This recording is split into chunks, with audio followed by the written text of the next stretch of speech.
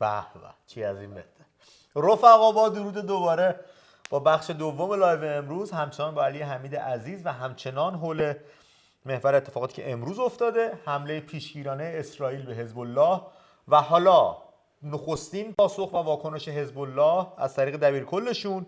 علی آقا داشتیم، شما هم داشتی رصد می‌کردی، می‌دیدی برامون یکم ترجمه هم کردی، یه سری نکات تو گفته‌های نصرالله بود. پیش از هر چیز نظر شما در رابطه با کلیت گفته‌هاشون چی بود؟ فکر می‌کنی اون قیافه فاتح و اون عملیاتی که حالا می‌خواستن بر علیه اسرائیل انجام، انتقام جویانه و اینا، تو صحبت‌ها و شمایل و گفتارش اصلا به چشم می‌خورد؟ نه، کلا کسایی که سخنرانی‌های حسن نصرالله رو دنبال کرده باشن مشخص بود که خیلی نصرالله از موضع قدرت حرف نمیزنه.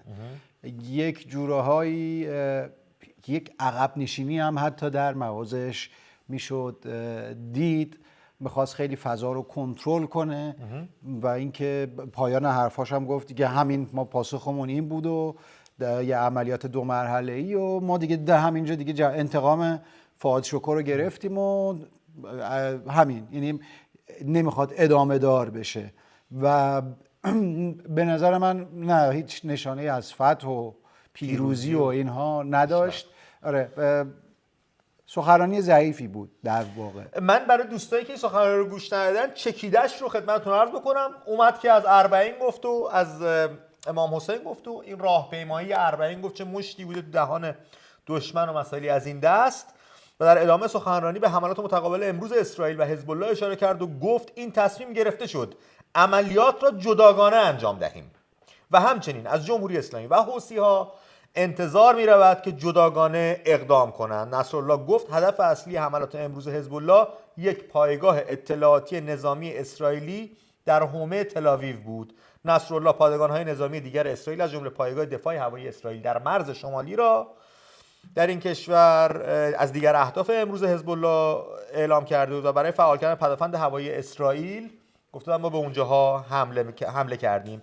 حسن نصرالله مدعی شد تمام سکوهای پرتو موشک حزب الله در این حمله مشارکت داشتند و هیچ کدام از آنها دچار اختلال نشد و تمام پهپادهای شلیک شده به سلامت وارد مرز هوایی اسرائیل شدند و روانه هدف خود شدند.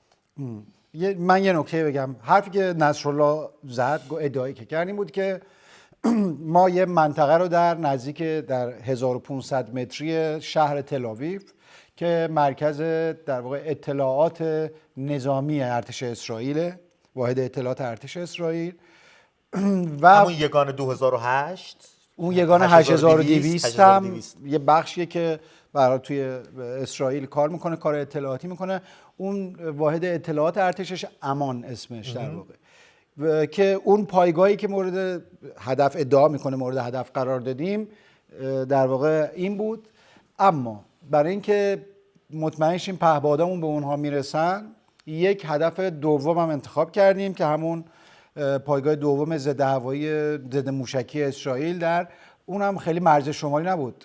این پایگاهی که در تل‌آویو نزدیک 105 کیلومتر با مرز لبنان فاصله داره و دومی که انتخاب کرده بودن 75 کیلومتر، یعنی خیلی نزدیک مرز هم نبود، در عمق خاک اسرائیل بود. و همزمان 300 گفت که 300 موشک هم کاتیوشا آماده کرده بودیم برای در واقع مشغول کردن سامانه گنبد آهنین اسرائیل و در نهایت اون 300 تا 340 تا شلیک کردن در واقع. اما ادعاهایی که حسن نصرالله کرد و یه ذره میشه بهشون تردید کرد اینه که میگه که اسرائیل نیم ساعت قبل از شروع عملیات ما از تحرکات نیروهامون روی زمین فهمیده بود که ممکنه عملیاتی باشه. اگه نیم ساعت قبل چه تحرکاتی داشتن؟ بودو میرفتن میومدن؟ آره، ادعا کرد که نیروهای ما به هر حال از یک ساعت قبل شروع کرده بودن برن سر پستاشون اینا. این چیزی که احتمال برای مخاطب خودش داره میگه. ببین توجه کنید که نصرالله در واقع این سخنرانی رو برای هواداران خودش داره میکنه در درجه اول که احساس شکست کردن. تماما مصرف داخلی داره، بیشتر مصرف داخلی داره. ولی اسرائیلی که میدونه که آیا چقدر حرفای نصرالله واقعیه چقدر نیست و اون بیشتر مخاطبش هواداره خودشه یا هواداران حالا بذار بگیم محور مقاومت. خب و گفت که آره اسرائیل یعنی اطلاعات دقیق یا عامل نفوذی نبوده که بدون ما عملیاتمون کیه. از تحرکات ما از مثلا یه ساعت قبل فهمیده بود که ما یه عملیاتیه و خیلی رندوم شروع کرد یه سری سامانه های ما رو زدن. و بعد مدعی شد که هیچ کدوم از سامانه‌هایی که قرار بود اون روز صبح، یعنی امروز صبح شلیک کنن، مورد هدف قرار نگرفتن. سامانه‌های دیگه‌مون که به هر حال در جاهای دیگه بودن رو ارتش اسرائیل مورد هدف قرار داد. به نظر من این واقعی نیست. یعنی احتمالاً اینجوریه که اسرائیل ممکنه یه سری سامانه حزب الله از دستش در رفته باشه که به هر حال همین 300 موشکی که شلیک شد، ولی اون همه بمبارونی که ما دیدیم طبیعتاً جای خالی، کوه و بیابون که نزده. یه نقاطیه که از قبل اسرائیل احتمالاً اطلاع داشته. بعد علی آقا ببخشید میونو گفته‌هات میام، یه تضادی تو همین گفته نصرالله بود که الان شما بهش اشاره کردید. میگه اسرائیل تا 1 ساعت قبل نمیدونست چه خبر از تحرکات نیروهای ما، فهمیدن که ما میخوایم عملیات انجام بدیم. بعد در ادامه شما اشاره کردین که گفته اون جاهایی که ما می‌خواستیم پرتاب بکنیم رو نظر رفته یه سری جاهای دیگر رو زده. شما اگه نمیگی تحرکات اینجا بوده، پس چجوری جای دیگر رو زده؟ این قرار بود همونی میگم. آره میشه تردید جدی کرد آره. در صحبتاش. میگم مصرف بیشتر مصرف این بود که میخواد بگه آقا ما هستیم، و حتی نتیجه گیری که دیگه از اون تهدیدایی که با انگشت و اینها میکرد خبری نبود. من احساس میکنم، برای خیلی از صحبتاشو همیشه گوش میدم که چی میگه و اینها، احساس میکنم حزب الله امروز صبح ضربه‌ای که خورده ضربه بزرگی بوده و حالا ادعا کرد که کلا ما امروز 2 تا از نیروی حزب الله و یه دونه هم از جنبش عمل کشته شدن، کشته ندادیم. این ادعا البته بعداً به مرور زمان در روزهای آینده معلوم میشه، وقتی این عکساشون رو در واقع منتشر میکنن و اینها معلوم میشه که من فکر میکنم خیلی تعداد افرادی که کشته شدن بیشتره. و شما میتونی حتی توی درگیری کشته ندی ولی تمام زیرساختاتو از دست بدی. آره حالا ولی خب نیروی انسانی به هر حال ارزشش از هر زیرساختی بیشتره، مثلا برای گروه‌های کوچیکی مثل حزب الله نیروی نظامیشون براشون مهمه. آره ولی نکته دیگه‌ای که نصرالله در واقع خیلی بهش اشاره کرد و به نظر من خوب دوستان بدونن، راجع به همون نقش این که چرا ما تصمیم گرفتیم که تنهایی وارد عملیات انتقام بشیم. من فکر میکنم جمهوری اسلامی دیگه پذیرفته که برای خونخواهی هنیه و اینا اگر بخواد کاری کنه منجر به یک جنگ تمام عیار خواهد شد و به نفعش نیست. پاشو پس کشیده و حزب الله رو در واقع مصرف کرده. حزب الله رو گفته شما این کارو بکنید و حزب الله هم خیلی فکر میکنم حساب شده. حالا چقدر تاثیر حملات اسرائیل بود، به حملاتش خیلی حساب نشده نبود، خیلی دقیق با کم سعی در این بود. خود نصرالله هم گفت که ما هدف ما این بود که فقط به نقاط نظامی حمله کنیم، خب غیر نظامی ها رو هدف قرار ندیم، زیرساخت‌های اسرائیل هم هدف قرار ندیم، که به نظر من این حرفش درسته. یعنی خودش میدونست اگر زیرساخت اسرائیل رو هدف، هر زیرساختی مثلا یه نیروگاه برق اسرائیل رو یه پهپاد بفرسته بزنه، مثل کاری که حوثی‌ها مثلا با آرامکو کردن، دیگه اسرائیل بهونه لازم رو داره که هیچ زیرساخت سالمی برای لبنان باقی نگذاره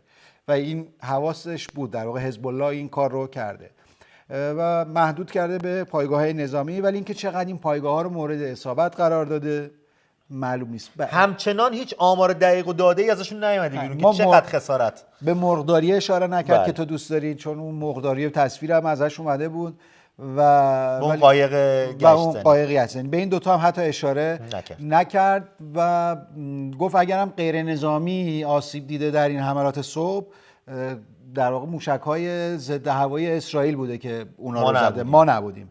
یعنی خیلی آمار موشکاشون هم دارن که نظامی کشه غیر نظامی. آره میگم ما غیر نظامی مورد هدف قرار ندیم. در نهایت میخوام بگم که برداشت از این بود که حزب الله امروز صبح به نظر من ضربه سنگینی خورده. نصرالله لازم بود به هوادارانشون بیاد توضیح بده که نه ما هنوز سالمیم، سرپاییم و ادامه خواهد داشت و اینکه ادامه خواهد داشت و اینکه نه ما جنگ و فراتر از این نمیخوایم. یعنی قشنگ میشد از صحبت‌های نصرالله فهمید که حزب الله جنگ تمام عیار و کامل رو با اسرائیل نمیخواد. از طرفی اون ور قضیه که ارتش اسرائیل هستش و نخست وزیرش بنیامین نتانیاهو امروز دیداری داشتن با کابینه، صحبت‌های دیگه‌ای زده شده که با موضع‌گیری نصرالله و حزب الله قشنگ تو زاویه است. بنیامین نتانیاهو نخست وزیر اسرائیل در دیدار با اعضای کابینه خود به حزب الله لبنان هشدار داد که حملات روز یکشنبه به لبنان آخرین حرف در کارزار نظامی این کشور علیه این گروه نیست. ما در حال وارد کردن ضربات غافلگیر کننده و کوبنده به حزب الله هستیم. این یک گام دیگر برای تغییر وضعیت در شمال و بازگرداندن امن ساکنانمان به خانه‌هایشان است. باز هم تکرار میکنم که این پایان داستان نیست. بنیامین گفت که ارتش این کشور همه پهپادهایی را که حزب الله به سمت یک هدف استراتژیک در مرکز اسرائیل پرتاب کرده بود رهگیری کرده و هزاران موشک را که به سمت شمال اسرائیل هدفگیری شده بودند پیش از پرتاب از بین برده است. ما مصمم هستیم هر کاری که لازم باشد برای دفاع از کشورمان انجام دهیم تا ساکنان شمال به خانه‌هایشان بازگردند و به یک قانون ساده پایبند باشیم. هر که به ما آسیب بزند ما به او آسیب خواهیم زد. از صحبت‌های نتانیاهو پیداست که پهپادایی که فرستادن رهگیری شده منهدم شده. نصرالله میگه ما پهپادامون سالم به هدف رسیدن. نه حتی نصرالله هم همچین ادعایی نکرد. چرا دیگه جلوتر اینجا گفته بودش، اصلا نصرالله گفته بود ما که بر اساس داده هایی که داریم رسیده. حالا اگه نرسیده داده های بدی بهشون دادن. حالا اگه نرسیده و اینا بعداً حتی گفت که آیا این انتقام ما پایان انتقام ماست یا نه. گفت حالا می‌بینیم آیا نتیجه فاز 2 و 3 و اینا هم خواهیم داشت. ما اگه نتیجه گرفتیم و حالا نتایج حملاتمون معلوم شد اون موقع تموم شده است. ولی اگه مثلا هیچ آسیبی نرسه شاید دوباره این کارو بکنیم. حالا اینو پایان باز گذاشت. از نظر کی تموم شد؟ از نظر حزب الله یا از نظر کلا جنگ تموم شده؟ نه جنگو که بعد ادامه کرد که ما تا موقعی که جنگ غزه هست ما همینجوری این موشک پرانی اینجوری به اسرائیل ادامه بدیم. دقیقاً هم واقعا نمیشه گفت. یعنی هم به هر حال اسرائیل یک تبلیغات جنگی خودش رو داره، هم حزب الله. نمیشه گفت آیا این پهپادهای حزب الله واقعا رسیدن به اونجا یا نه. اما یه نکته‌ای که راجع به اسرائیل خوبه اینه که سانسور و اینها در اسرائیل حتی اگه محدود هم بشه به لحاظ نظامی ولی دائمی نیست. به هر حال معلوم خواهد شد که آیا اونجا آسیب دیده، کسی آسیب دیده در اسرائیل یا نه. مثلا در مورد جمهوری اسلامی ممکنه هیچ وقت اعتراف نکنه، هیچ وقت معلوم نشه، خود جمهوری اسلامی اعتراف نکنه. اما توی اسرائیل به هر حال چون رسانه آزاد دارن، میدونی که خود گروه‌های سیاسی هم اونجا تلویزیون دارن هستن با هم دیگه. بعد تلویزیونایی که دارن مثلا کانال 12 شون، کانال 14 شون، هر کدومشون هم یه جهت سیاسی دارن، هر کدومشون منابعشون رو توی خود ارتش و اطلاعات ارتش دارن. برای همین مخفی نمیمونه، خیلی زود روشن میشه و باید دید برای اینکه مطمئن شد که آیا واقعا پهپادهای حزب الله اونجوری که ادعا میکنه رسیده یا نه. ولی یه نکته چیز که حالا راجع به نتانیاهو گفتی، فرمانده ستاد، رئیس ستاد ارتش اسرائیل هم بلافاصله بعد از سخنرانی نصرالله اعلام کرد که ما شرایط موجود در مرز شمالیمون، منظور با لبنان، رو اینجوری که هست قبول نمی‌کنیم و به زودی تغییرش خواهیم داد. این یعنی که ادامه، یعنی چی؟ این ترجمهش چی میشه؟ ترجمهش به نظرم اینه که ادامه حملات سنگین و چه بسا ورود ارتش اسرائیل به خاک لبنان. خیلیه، این یه قدم بزرگی میتونه باشه. آره، ولی به خاطر اینکه اون شهروندای اسرائیلی که اون 100,000 نفری که از شهرها و روستاها و اون شهرک‌های شمال مهاجرت کردن الان تو هتل‌ها توی تل‌آویو و شهرهای دیگه دیگه و مدارسشون احتمالاً باید الان شروع شه. باید اینا زودتر برگردن به خونه هاشون. الان تقریبا 1 سال خونه هاشون نیستن. از اینا هزینه است برای دولت اسرائیل و اسرائیل میخواد که اینا رو برگردونه به هر شکل. تو گفته‌های نتانیاهو هم قشنگ پیداست که مصمم میخوان مردم رو برگردونن به خونه هاشون. آره، ولی خب شروع جنگ از اون ورم یه شروع جنگ با حزب الله، جنگ زمینی زمان بره دیگه. شما نمیتونی یه ماه یه جنگ با حزب الله رو تموم کنی. و به هر حال و هزینه‌های اون جنگ.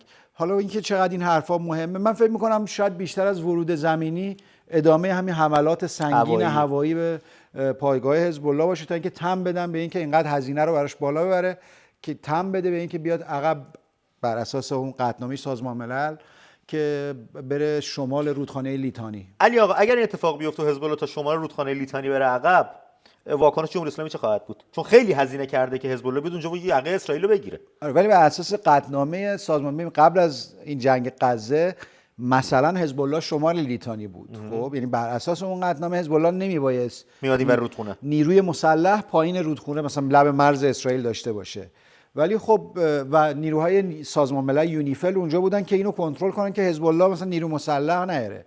ولی توی همین دوره که این قطعنامه بود تمام این زیرساخت‌های موشکی و اینا اونجا ساخته شد جنوب لیتانی.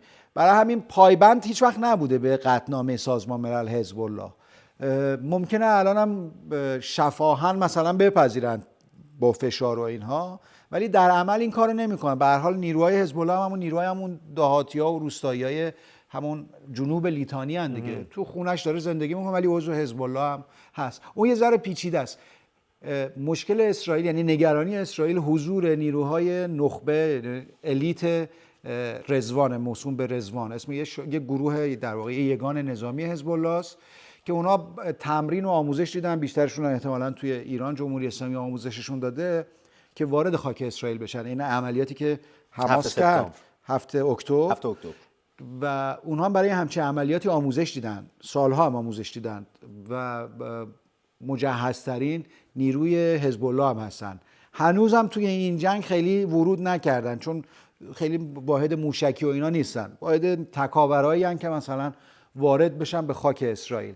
نگرانی اسرائیل هم اونه که اینا نباید لب مرز من باشن و فکر میکنم در نهایت باید اگر قرار جنگی نشه و لبنان نجات پیدا کنه اینه که این واحد رضوان، یگان رضوان پذیرفته بشه که از لب مرز اسرائیل در واقع اخراج بشه. بسیار عالی.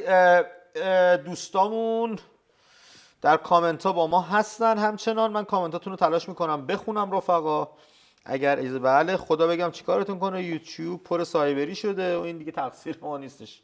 این هر جا آشه این ارزشی یا فراشن اونجا. نصرالله رو بگیرین بدن نتانیاهو، بقیهش نمیتونم بگم.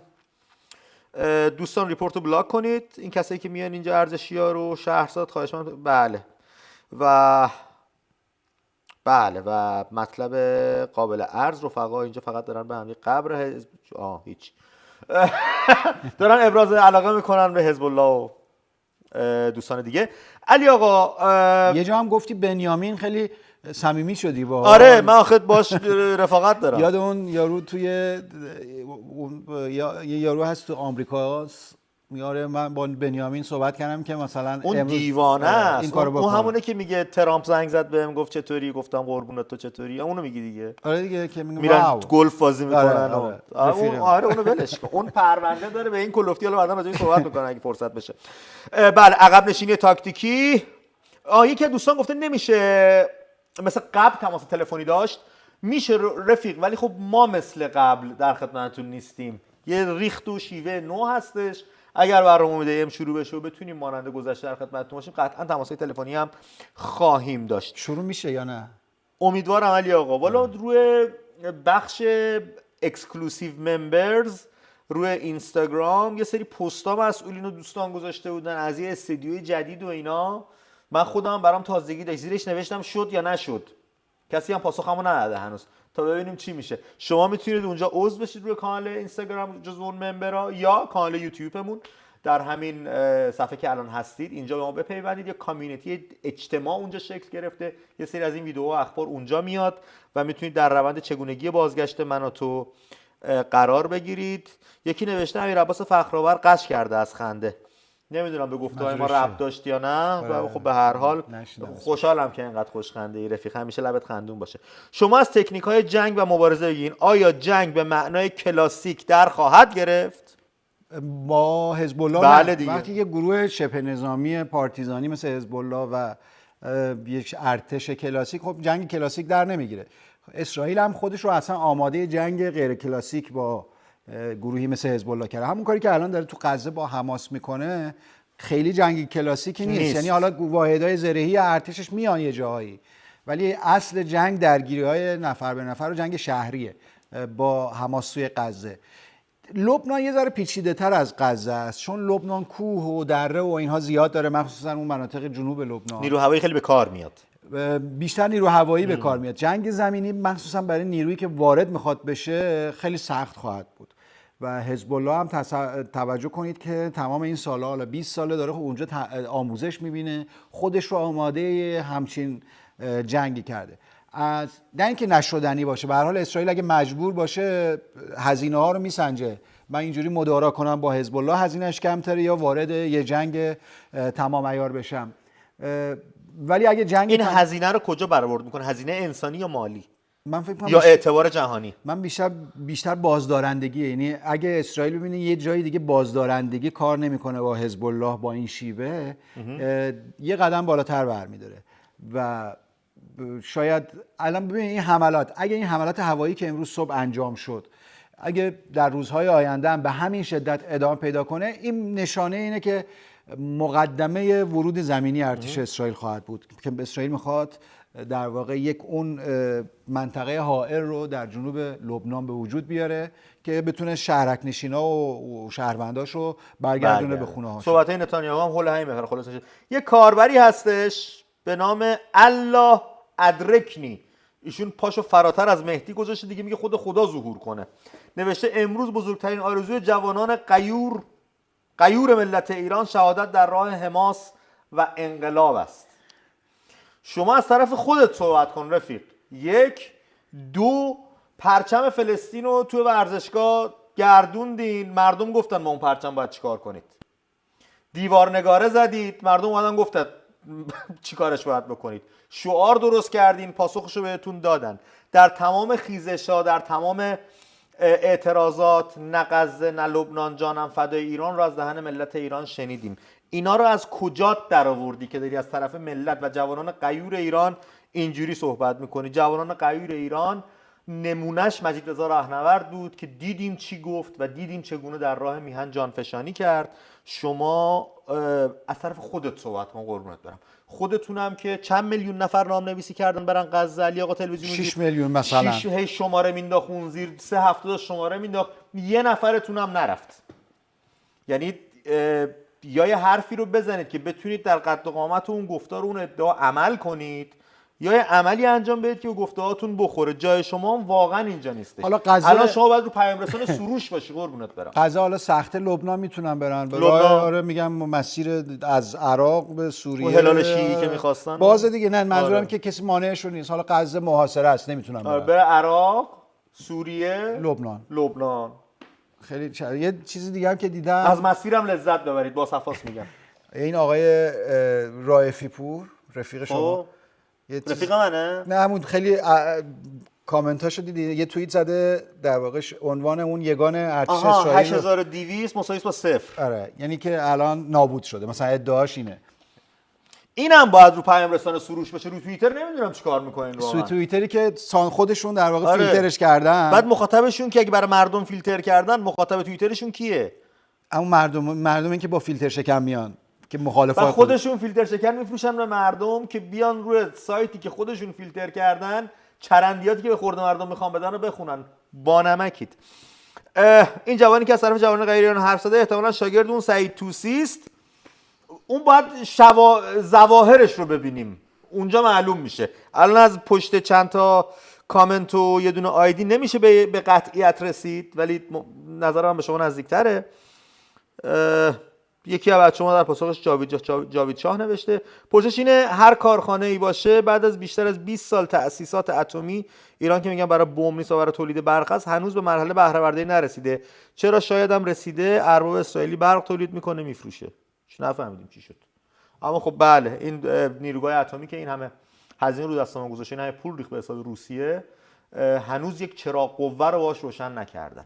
قطعی برق هم داریم. حسن نصرالله در آغاز صحبتاش به پیاده روی اربعین اشاره کرد، گفتش که مردم اسم عملیاتشون هم اربعین بود. بله، روی دیوار نگاره‌ای هم که زدن نوشتن چی؟ کربلا بالاقصا، اقصا بالکربلا. کربلا، راه قدس از کربلا رد میشه چیه؟ کی میشه به عربی؟ حالا نمیدونم. خلاصه هم چیزی نوشته بودن که یعنی ما اگه بخوایم به کربلا برسیم، به قدس برسیم، از کربلا باید میرسیم به طریق القدس تعبر من کربلا. همچین چیزی؟ همچین چیزی. خب ما کربلا و قدس رو فقط فهمیدیم. بعد که پیگیری کردیم دیدیم منظورشون این بوده. نصرالله به این قضیه اشاره کرد و گفتش که مردم مهمان نواز و سخاوتمند عراق میزبان این راهپیمایی بودن. این خبرها نیستش آیه خرس‌الله. 2200 میلیارد تومان از جیب ملت ایران، از بیت المال هزینه شده برای این راهپیمایی اربعین. کشوری که مردمش مشکل دارو دارن، بچه‌هاش تو کپر درس میخونن، مشکل فرونشست زمین داریم، مشکل محیط زیست داریم، مشکل قطعی برق داریم، مشکل آب و هوا داریم، مشکل جاده داریم، مشکل زیرساخت داریم، 1001 مشکل داریم که پول بابتش نیازه و ندارید بدید. پرستاران، بازنشستگان، فرهنگیان، مالباختگان، تأمین اجتماعی، بهزیستی، 13000 مستمری بگیر و حقوقشون رو قطع کردین، گفتین بودجه نداریم. بعد 2200 میلیارد هزینه کردید بر راهپیمایی اربعین که نمیدونم خدا ازتون راضی باشه یا بنده خدا. این تازه 2000 میلیاردی که گفتن این در واقع هزینه مستقیمه، ولی شما تصور کن خودشون ادعا میکنن 3.5 میلیون یا 4 میلیون آدم میرن تو یک کشور، 3 میلیون نیروی کارت یا برای 3 روز یا 4 روز همه چی رو تعطیل میکنن، پیاده میرن یه جایی و برمیگردن. 3 روز سالا حداقلش، بعضی یه هفته یا 2 هفته ممکنه طول بکشه.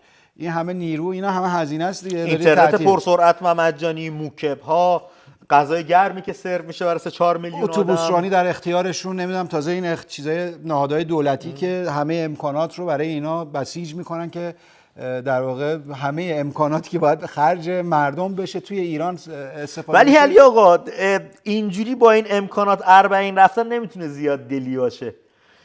دلی کاریه که 7 آبان مردم انجام میدن برای بزرگداشت کوروش. راهو میبندن، آبو میبندن، برقو قطع میکنن، مسیرها رو مختوش میکنن، سنگ میذارن، بلوک میذارن که کسی نره. باز به خودشون میان میبینن 3 میلیون 4 میلیون آدم اونجا حضور داره. به هر روی یا آقا اون دلی اونیه که اون روستاییه، چه میدونم سرخس و تبس و هم در خراسان یا شهرهای دیگه، خودش پا میشه میره مشهد زیارتشو میکنه. بله. یعنی یک کارناوال حکومتی نیست، خودش اگه به هر حال باور داره میره انجام میده. و اونی که دلی میره حالا حتما اربعین نباید بره. آره. کل سال و وقت داره. آره این یه چیز جدیده اصلا، این کارناوال اربعین و اینا یه چیز جدیده. ممکن بود توی ایران مثلا مردم برای اربعین امام حسین یه عزاداری تو خونهشون میگرفتن. بله. یا توی مسجد محلشون، ولی اینکه حالا بیا پیاده روی چند میلیون آدم ورداری با هزینه دولت و پول مردم و که عمدتاً راضی هم نیستن. عمدتاً راضی نیستن، نه طبیعتاً. کسی که خودش نداره بخوره راضی نیست یک سهمش رو به یه نفر باش بره زیارت طبیعتاً، اما خب به هر حال رفقا این کارو انجام میدن. یا شما کل نیروی خدماتی شهرداری تهران رو نمیدونم چند هزار نفر رو برداشتی بردی کربلا، اونجا در واقع اونجا ارائه بدن. توی شهری که پایتختی که خودش این همه مشکل داره، یعنی وظیفه‌شون خدمات رسانی به خود شهره. اینا این همه امکانات مردمه و اینا جزو اون 2000 توی اون 2000 میلیارد که هزینه‌ای که اعلام میشه نیست. درست میگی شما. 2200 میلیارد هزینه مستقیم شده، کلی هم حواشی دورچین داره که خیلی بیشتر از اون 2000 میشه. بله.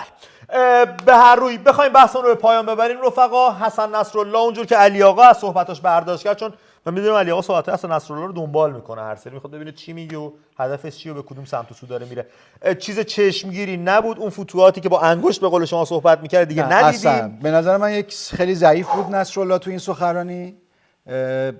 اون ادعایی که میکنن احتمالاً حد زیادیش قطعاً واقعیت نداره. اینکه چقدر حالا تونستن آسیبی یه جایی برسونن در روزهای آینده به نظرم معلوم میشه. و از اون ور نشانه های این که ضربه کاری اسرائیل وارد شده به حزب الله لبنان وجود داره، مگر اینکه در چند روز آینده عکسش ثابت بشه. و پیش از اینم که ازتون جدا بشم اینم بگم که علی خامنه‌ای رهبر جمهوری اسلامی با اندک آبرو و جسمی ناقص امروز با دانشجوهای اربعینی صحبت کرده، بهشون گفته شما زمان شاهو ندیدید، خوش به حالتون که ندیدید، روزگار سیاه و یأس بود. البته از دید خودش میگه هر کی از زعم خود شد یار من یا همراه من یا بر من. چون خودش که توی فضای مثلا روشنفکری خودش که تو همون بوده، نه ولی توی فضای روشنفکری دوره نوجوانیش رو میگن و نوجوانیش تو همون بوده، حسابی که خیس خورده اومده بیرون. دور این شاعر ماهرای در واقع روشنفکرها خیلی با اخوان ثالث و اینا به هر حال اونجا دود و دم و اعتیاد و اینا هم زیاد بوده بر اساس شنیده ها. و خب برای اونا یأسه دیگه، تو اون فضا احتمالاً خیلی فضای یأس‌آوره. بیت المال دستشون نبوده، سرمایه مملکت دستشون نبوده، بخور اختلاس، سعید طوسی، باجناقبازی اینا نبوده. خب براتون یأس‌آور بوده، ولی برای کسایی که ملی میهنی به قضیه نگاه میکردن و دنبال سازندگی و آبادانی و عمران بودن، اتفاقا دوران شکوفایی و دوران طلایی بود و ازش یاد میکنن. مشکلشون اینه که جوانان الان قیاس که میکنن میفهمن که ایران چه وضعیتی داشت و الان اینا ایران رو به چه وضعی انداختن و اینا زورای آخرشون الان فقط برای همون آدمای دور و بر خودشون این حرفا رو میزنن. حتی بین خود آدمای طرفدار خودشون هم دیگه خریدار نداره اینکه ایران چی بود. معلومه خب ایران چی بود. ایران یه مسیر درست داشت میرفت. هر ایراد نمیگیم که ایراد نداشت، که ایراد هم زیاد داشت ولی داشت درست میشد. حداقل یه دولت ملی سر کار بود، حداقل اولویت مردم ایران بودن. و اتفاقا برعکس الان شما فضای شهرهای ایران رو ببینید، یأس و ناامیدی الان بیشتر میبینید. اون دوره به هر حال مردم زندگیشون رو میکردن، کمبودایی هم بود، احتمالاً ناراحتی‌هایی هم در بین اقشاری از مردم بود، ولی قابل قیاس نیست دوره گذشته و الان. بله کاملا منطقی و درست میگی علی آقا. برای پایان یه پرسشی که رفیقامون داره، من اینو از شما بپرسم پاسخشو بدون. خودت میتونی جواب بدی. من اصلا میگه داداش امید به نظر که جمهوری اسلامی به اسرائیل حمله نکنه و تهش بیاد بگه که میخوام با آمریکا سر برجام جدید مذاکره کنم، چون نشونی‌هاش هم پیداست.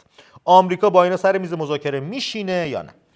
طبیعتا من به نظرم آمریکایی‌ها یک بستگی داره البته به کدوم دولت آمریکا بیاد سر کار. اگه دولت دموکرات هریس بیاد سر کار، احتمالاً شانس احیای برجام یا چیزی شبیه برجام 2 یا یک معاهده کمتره. احتمالاً با همین وضعیتی که الان در واقع داره اداره میشه همین شکل ادامه پیدا میکنه. کنترل در واقع فضا بین دو کشوره.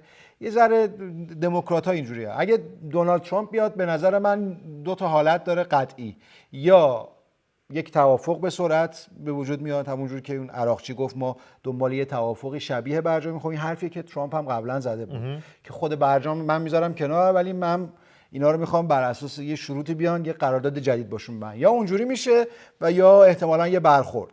یعنی از این دو حالت خارج نیست. ترامپ نمیاد که مثل دموکرات بی تفاوت عبور نمیکنه، باشون مدارا کنه. به هر حال سریعتر، چون موضوع پرونده هسته‌ای جمهوری اسلامی هم به هر حال جای خطرناک داره میرسه. برای ایران خطرناکه و برای خود جمهوری اسلامی حتی. با توجه به روابطی که دونالد ترامپ و بنیامین نتانیاهو با هم دیگه دارن و روابط میان دو کشور اسرائیل و آمریکا، اگر ترامپ بیاد سر کار احتمال این که بخواد مماشات بکنه بیشتره با در نظر گرفتن اون روابطی که گفتم، یا یه برخورد قاطع بکنه و بخواد کارای سر کنه. نه ببین ترامپ هم اگر اون دیلی که اون قراردادی که از خودش میخواد بتونه از جمهوری اسلامی بگیره رضایت خواهد داد. خب یعنی به نظر من اینجوریه. و تکلیفش با اسرائیل چی میشه؟ خب اون دیلی که ترامپ میخواد دیلیه که به نفع همه خواهد بود، به ضرر اسرائیل نخواهد بود. آره یعنی احتمالا از جمهوری اسلامی میخواد برنامه اتمیشو کنار بذاره، یا در حدی که یا کنترل‌ها رو روش بیشتر کنه. حتما دیلی که میخواد در واقع ترامپ میخواد از جمهوری اسلامی، موضوع دخالت جمهوری اسلامی در منطقه خاورمیانه هم درش هست. اینجوری نیست که فقط برنامه اتمی باشه و در اون صورت هم به ضرر اسرائیل نخواهد بود. به ضرر اسرائیل نخواهد، ولی خب موجودیت جمهوری اسلامی میره زیر سوال. ولی اگه بخواد تو منطقه کاری نکنه و هسته‌ایش هم بذاره کنار و سرش لاک خودش باشه که دیگه. آره ولی جمهوری اسلامی چاره اگه نداشته باشه، من به نظر من بقا رو دوباره نرمش قهرمانانه، دوباره بقا رو بر در واقع چالش جدی و رفتن تو دل یه ماجرایی که معلوم نیست تهش موندنشون یا رفتنشون باشه نمیکنه. بسیار عالی. واسه نرمش‌های قهرمانانه من نمیدونم مدالم میدن یا نه، اما خب علی خامنه‌ای که سردمدارشه. رفقا سپاسگزارم ما رو به تماشا نشستید. بخش دوم اینجا به پایان میبریم. اگر خبر تکمیلی بود در ادامه روز و ما توانش داشتیم حتما در خدمتتون خواهیم بود، اگر نه در بخش لایو فردا رفقا با شما خواهند بود و با هم گپ و گفتی رو خواهید داشت. دم شما گرم که ما رو تماشا نشستید. تا درودی دیگر. مخلص.